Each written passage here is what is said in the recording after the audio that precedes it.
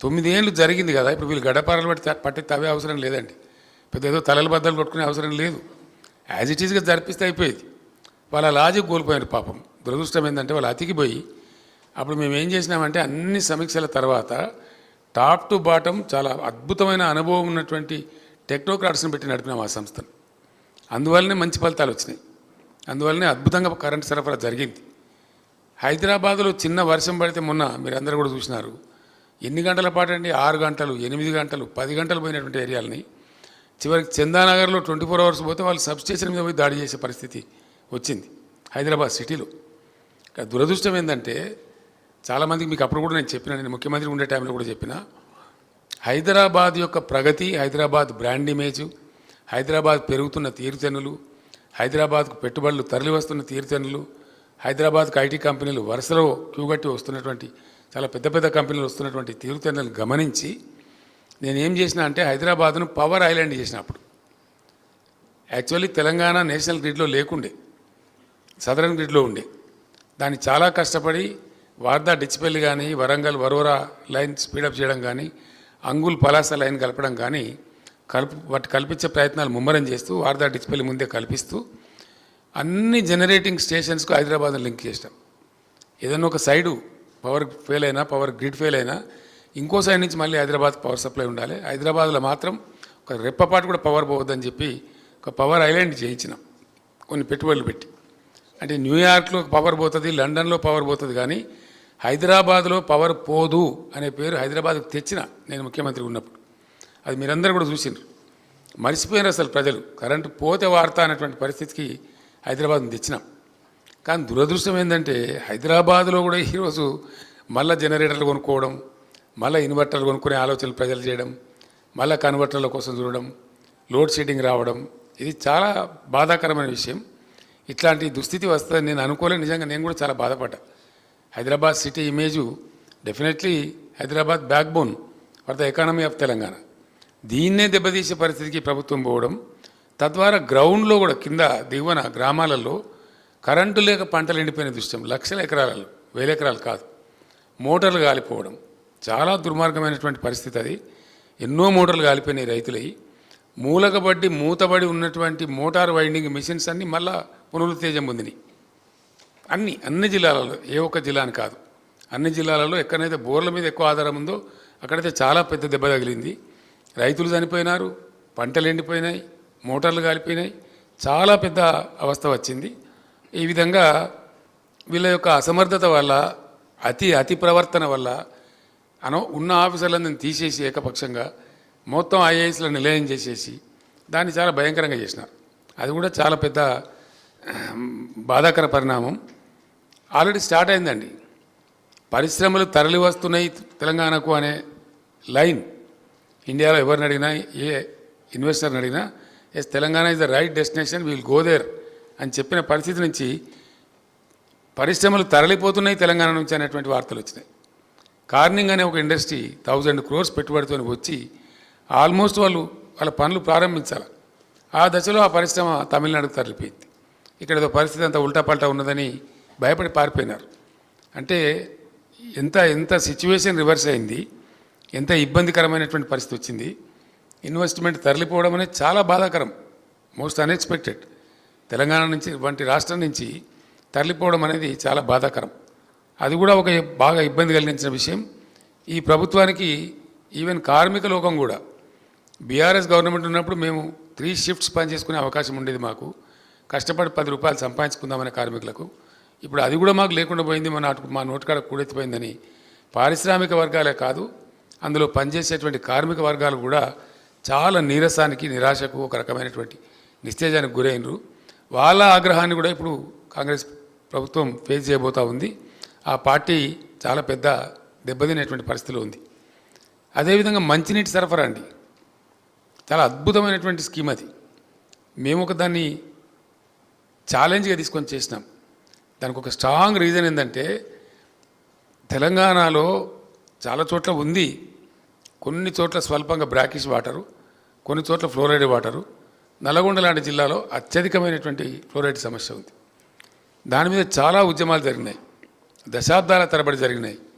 దుశ్చర్ల సత్యనారాయణ గారు ఆ జిల్లా బిడ్డ, ఆయన ఒక బ్యాంకు ఉద్యోగి. ఆయన ఉద్యోగాన్ని రాజీనామా చేసి జలసాధన ఉద్యమాన్ని నడిపి ఆ అంశాల స్వామి అని ఒక అబ్బాయిని తీసుకెళ్ళి అప్పుడు వాజ్పేయి గారు ప్రైమ్ మినిస్టర్గా ఉంటే ఆయన టేబుల్ మీద పండబెట్టి, అయ్యా మా బతికిట్లు అయిపోయింది, మా నడుములు వంగిపోతున్నాయని మొత్తుకుంటే కూడా సాల్వ్ కాలే. ఆ సమస్య తీరలే తెలంగాణకు. తెలంగాణ రాష్ట్రం ఏర్పాటయ్యేదాకా కూడా ఆ సమస్య పరిష్కారం కాలే. అట్లనే తెలంగాణ జియోగ్రఫికల్ కండిషన్, భౌగోళిక పరిస్థితులను అనుసరించి ప్రతి సమ్మర్లో ఈ సమస్య వస్తుంది. వందల వేల కోట్ల రూపాయలు ప్రభుత్వం ఖర్చు చేస్తుంది.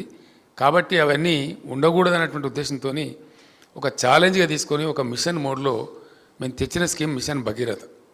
అతి త్వరగా అక్కడి నుంచి రావాల్సిన నీళ్లు కృష్ణా థర్డ్ ఫేజ్ కూడా కంప్లీట్ చేసి ఎల్లంపల్లి నుంచి రావాల్సిన నీళ్ళని కూడా చాలా ఫాస్ట్గా, దాని క్లియరెన్స్ లాగిపోతే నేను డిఫెన్స్ వాళ్ళతోని రైల్వే వాళ్ళతోని పోరాటం చేసినంత పనిచేసి వాళ్ళని బెదిరించి ప్రధానమంత్రి కూడా చెప్పే అవసరం అనుకుంటే కేంద్ర ప్రభుత్వానికి కూడా చెప్పి త్వర కంప్లీట్ చేసి తెచ్చినాం. హైదరాబాద్లో ఆ నీళ్ళు ఇవ్వడం కూడా మేము ఎంత మంచిగా ఇచ్చినామంటే నిరుపేదలకు గ్రామీణ ప్రాంతాల్లో ₹1 కూడా లేకుండా ప్రతి ఇంటికి కనెక్షన్ ఇచ్చినాం. అట్టనే హైదరాబాద్ సిటీలో ₹1 హైదరాబాద్ సిటీ కానీ లేదా ఇతర మున్సిపాలిటీలలో కానీ పబ్లిక్ స్టాండ్ పోస్ట్ అంటే వీధి కుళాయిలు లేకుండా, వీధి నల్లాలు లేకుండా ప్రతి ఇంటికి ₹1 మాత్రమే నల్లా కనెక్షన్ ఇచ్చి బ్రహ్మాండంగా వాటర్ ఇచ్చినాం. అసలు ట్యాంకర్లన్నింటికి మాయమైపోయినాయి. నీళ్ళు కొనుగోలు అనేది బంద్ అయిపోయింది. నీళ్ళ వ్యాపారం బంద్ అయిపోయింది రాష్ట్రంలో. కానీ చిన్న కాలంలో 2, 3, 4 నెలల్లోనే వీళ్ళ అతి ప్రయత్నాల వల్ల, అతి ప్రవర్తన వల్ల అసలు తాగునీటి విషయంలో ఇప్పుడు ప్రజలు అనుభవిస్తున్న బాధ చెప్పనాలో కాకుండా ఉందండి. మళ్ళీ బిందెలు వచ్చినాయి, బిందెలు మోస్తున్నారు ప్రజలు, దూరం నుంచి మోస్తున్నారు. అనేక రకాల సమస్యలు. నల్లగొండలో ఫ్లోరైడే కాదు, మన ఏజెన్సీ ఏరియాలలో కూడా అనేక గిరిజనులు చచ్చిపోదురు. మనం అందరం కూడా చూసినాం.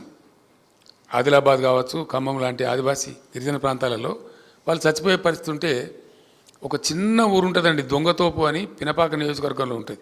చాలా చిన్నది, చాలా దూరం అడవిలో ఉంటుంది, పెద్ద కీకారణ్యంలో ఉంటుంది.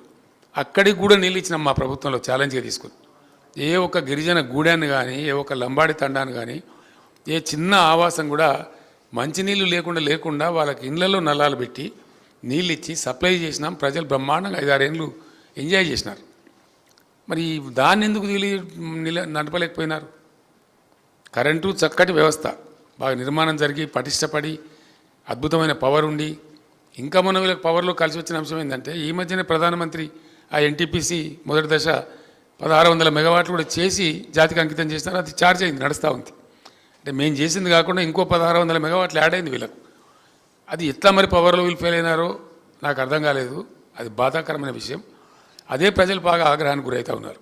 9 సంవత్సరాలు వచ్చిన పవర్ ఎక్కడ పోయింది? 9 సంవత్సరాలు వచ్చిన మంచినీళ్ళు ఎక్కడ పోయింది? ఇంత దారుణమైంది. మళ్ళీ ట్యాంకర్లు కొనుక్కోవాల్సిన దుస్థితి ఏంది? నాకుండే సమాచారం మేరకు ఇప్పటికే హైదరాబాద్ నగరంలో 2.5 లక్షల ట్యాంకర్ల పైగా ప్రజలు ట్యాంకర్స్ కొనుగోలు చేశారండి. More than 2.5 lakh tankers have been sold in only Hyderabad. మరి దానికి ఏమొచ్చింది, ఎంత ఇబ్బంది వచ్చింది, ఏం నాకైతే అర్థం కాలేదు.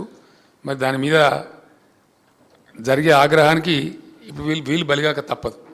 ఎందుకంటే ప్రపంచవ్యాప్తంగా వైద్యులు, వైద్య శాస్త్రం అంతా తేల్చి చెప్పిన సబ్జెక్ట్ ఏంటంటే డిసీజెస్ అంటే వ్యాధులు ప్రజలకు వచ్చేది 75% పైబడిన వ్యాధులు డ్రింకింగ్ వాటర్ ద్వారానే కమ్యూనికేట్ అవుతాయి అని మొత్తం వైద్యులు చెప్పినారు. WHO కూడా తేల్చింది. ఆ తదనంతరం మేము దాన్ని ఛాలెంజ్గా ఎందుకు తీసుకున్నామంటే ప్రజలకు ఈ వ్యాధులు వచ్చే బాధ కూడా పోతుంది, ఫ్లోరైడ్ బాధ పోతుంది, పుష్కలమైన నీళ్లు దొరుకుతాయి, సంతోషంగా ఉంటారు ప్రజలని మేము చాలా సీరియస్గా తీసుకొని చేసినాం. దానిలో ఎందుకు వైఫల్యం చెందామని నాకైతే అర్థమే కాలేదు. ఈ రోజుకు నాకు అర్థమైతే లేదు. I'm really surprised. ఏం కారణం? నడిచిన వ్యవస్థ, బాగా ఉన్న వ్యవస్థ, చాలా అద్భుతమైన వ్యవస్థ, కేవలం సంవత్సరానికి 200 మెగావాట్ల పవర్ మాత్రమే తీసుకునే వ్యవస్థ, అది ఎందుకు చెడిపోయింది? ఎవ్వరు మొరపెట్టుకున్నా దాన్ని పీడించే పరిస్థితి లేదు. నేను అడిగినాను, ఒక 2-3 జిల్లాలకు ఫోన్లు చేసి అధికారులను అడిగిన, ఏమైనా మీరే నిర్మాణం చేశారు, మీరే నడిపినరు, మళ్ళీ ఇప్పుడు మీరే ఉన్నారు కదా, ఎందుకు నడపలేకపోతున్నారు మిషన్ భగీరథ, ఏం కారణం అని అడిగితే, సార్ మా డిపార్ట్మెంట్ అంతా స్వతంత్రం వచ్చినట్టు ఫీల్ అవుతున్నారు మీరు ఊడిపోయిన తర్వాత, ఎవరికి వాడు ఇంటలేడు సార్, ఆ సమీక్షలు కూడా లేవు ప్రభుత్వంలో, మమ్మల్ని అడిగేవాడు కూడా లేడు. ఫ్యాక్ట్ ఇది, నాకు చెప్పింది అధికారులు. 3-4 జిల్లాల అధికారులు నేను ఎంక్వైరీ చేస్తే వాళ్ళు ఏం చెప్తున్నారంటే అసలు అడిగేవాడు లేడు, పట్టించుకునేవాళ్ళు లేడు సార్, చిన్న పైపు ఫెయిల్ అయితే కూడా వారం దాకా ఎవరు తిరిగి చూసేవాళ్ళు లేడు, మీరున్నప్పుడేమో అది వేరే పద్ధతి ఉండే, భయం భక్తి ఉండే, ఇప్పుడు అది లేదు, ఒక విచ్చలవిడితనం వచ్చింది, దాని ద్వారానే ఈ దుర్మార్గం జరుగుతూ ఉందని చెప్పి వాళ్ళు చెప్తా ఉన్నారు. అట్లా మరి పేదలు బాధనే, పెద్దల బాధనే, కమర్షియల్ వాళ్ళ బాధనే. ఈ శుద్ధమైన జలాలు అందక 4-5 నెలల స్వల్పకాలంలో మళ్ళా ప్రజలు బోర్ల నీళ్లు, ఉప్పు నీళ్ళు తాగే పరిస్థితి తెచ్చిపెట్టింది ప్రభుత్వం. ఆ ఉప్పు నీళ్లు తాగే ప్రజల ఆగ్రహాన్ని కూడా ఇప్పుడు పార్లమెంట్ ఎన్నికలలో డెఫినెట్గా వీళ్ళు చూడబోతూ ఉన్నారు. అందువల్ల అతిసారతో గిరిజలు చచ్చుకునే బాధలు పోయినుండే, అన్ని బాధలు పోయినుండే. దాని తర్వాత మీరందరూ చూసినది నేను డబ్బా కొట్టుకోవడం కాదు, కేంద్ర ప్రభుత్వం జలశక్తి మంత్రి స్వయంగా పార్లమెంటు వేదికగా ప్రకటించినాడు.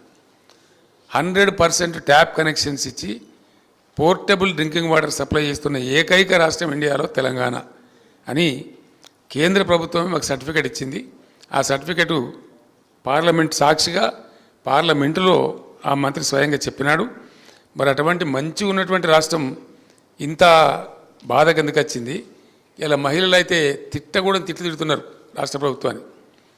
ఆ బిందెలు మోస్తూ ట్యాంకర్ల కాడ పోయి ఆ ట్యాంకర్ల కాడ నీళ్ళు పట్టుకుంటూ మళ్ళా పాతకాలం వచ్చింది, మళ్ళీ మా కర్మ, మేము అన్నంలో మన్ను పోసుకున్నాం అనే భాష ప్రజలు మాట్లాడుతూ ప్రభుత్వాన్ని చాలా భయంకరంగా తిడుతున్నారు. ఇవి చిన్నగానే కనిపిస్తాయి, చిన్న అంశాలు అనిపిస్తాయి, చిల్లర రాజకీయాలకు చిన్నగా అనిపిస్తాయి. కానీ ప్రజలు కేంద్ర బిందువుగా ఆలోచించే వాళ్ళకి పెద్దగా అనిపిస్తాయి.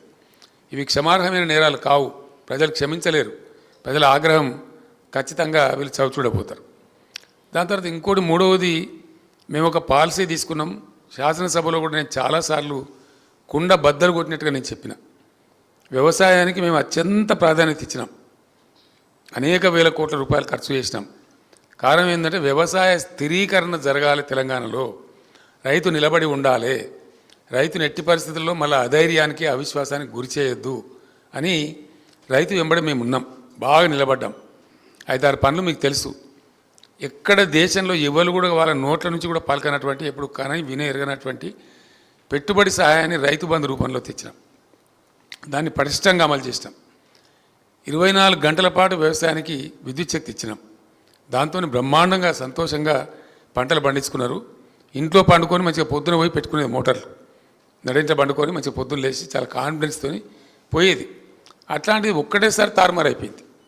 వ్యవసాయ విద్యుత్ శక్తి కనెక్షన్లు పోవటం, మోటార్లు కాలటం, మళ్ళీ రాత్రిపూట బావుల కాడికి పోవాల్సిన దుస్థితి రావడం చాలా ఆగ్రహం తెప్పించింది రైతాంగానికి. అది అరే ఇంత లోపలనే, ఇంత తొందర లోపలనే ఇచ్చేట్లయితుంది.